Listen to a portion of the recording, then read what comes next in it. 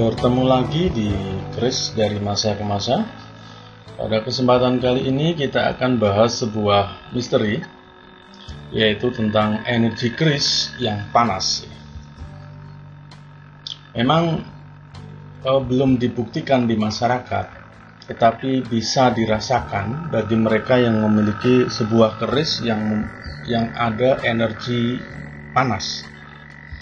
Jadi pada saat nanti mendapatkan keris, maka suasana tubuh ataupun suasana rumah di sini menjadi hangat, ya, atau perubahan suhu di dalam ruangan, atau malah mungkin bisa panas, baik si pemilik keris ataupun anggota keluarga yang lain merasakan panas.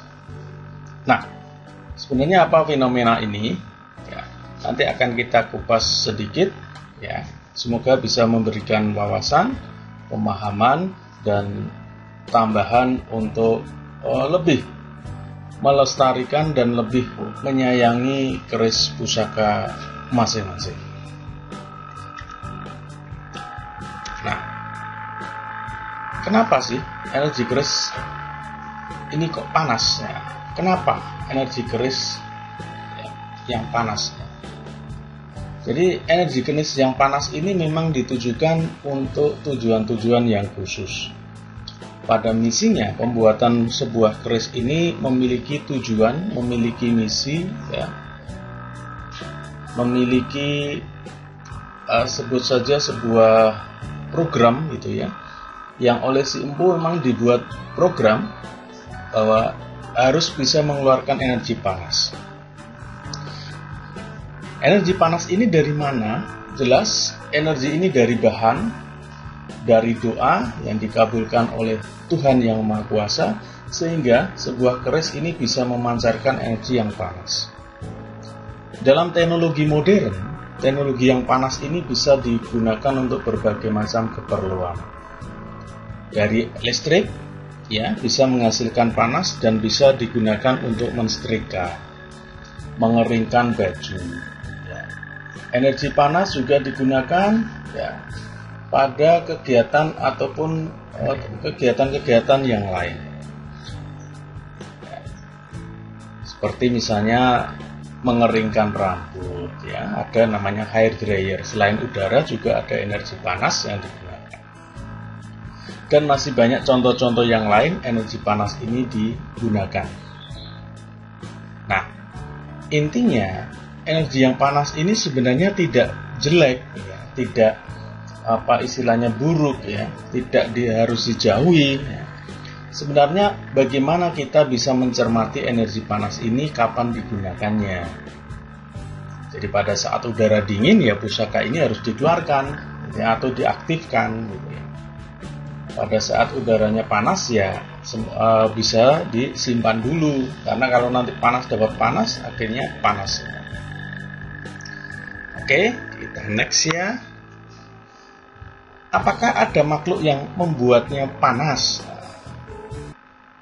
Dalam pandangan wawasan kris dari masa ke masa oleh Ki Danuri, bahwa energi panas ini tidak berasal dari makhluk, tetapi memang dari bahan-bahan yang telah dipilih oleh sang empu dalam membuat sebuah pusaka. Pernah dijelaskan pada suatu sarasehan bahwa kalau sebuah cabai atau lombok itu, ya, lombok itu secara otomatis sudah memiliki energi yang pedas. Apakah energi pedas itu buruk? Oh, ternyata tidak. Setelah dicampur dengan berbagai macam ramuan, energi pedas itu menjadi enak, bisa menjadi sambal, ya.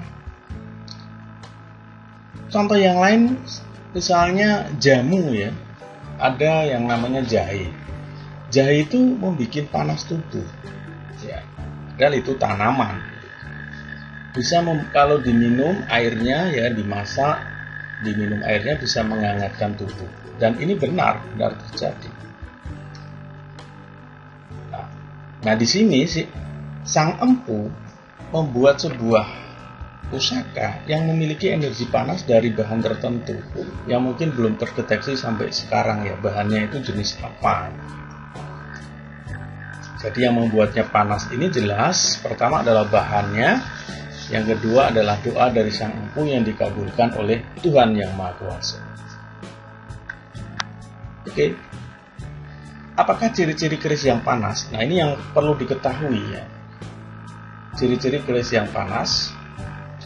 Yang pertama jelas bahwa ada perubahan suhu, baik itu suhu tubuh, suhu ruangan, atau mungkin keluarga yang lain yang merasakan panas juga.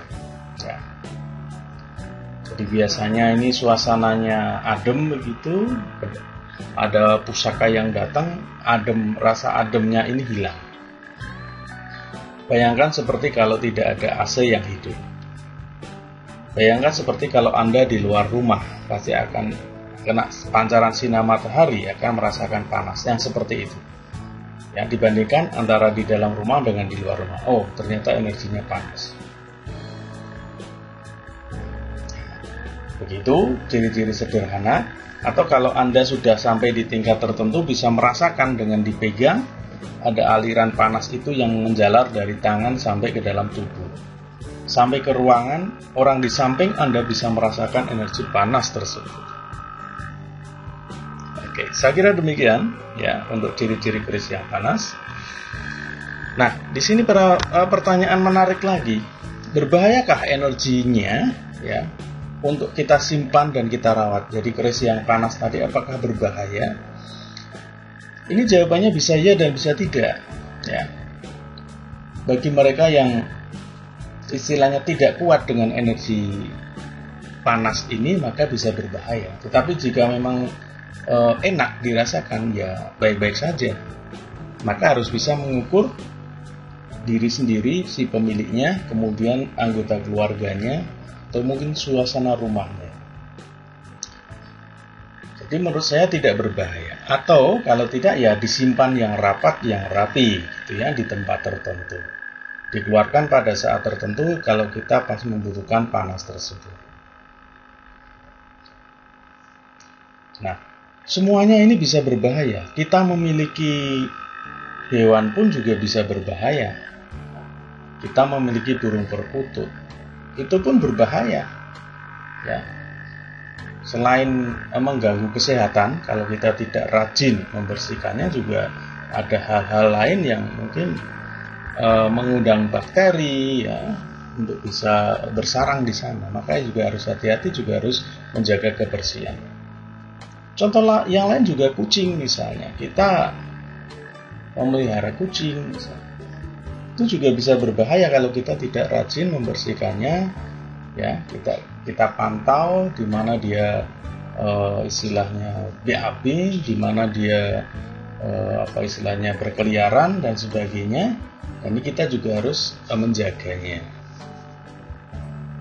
Intinya, bagaimana kita bisa merawat, bisa mengetahui dan menyimpan dengan baik. Terkait keris yang panas, di sini ada sedikit saran. Kalau Anda tidak yakin untuk menyimpan keris yang panas ini, bisa dikonsultasikan kepada mereka yang paham tentang energi pusaka.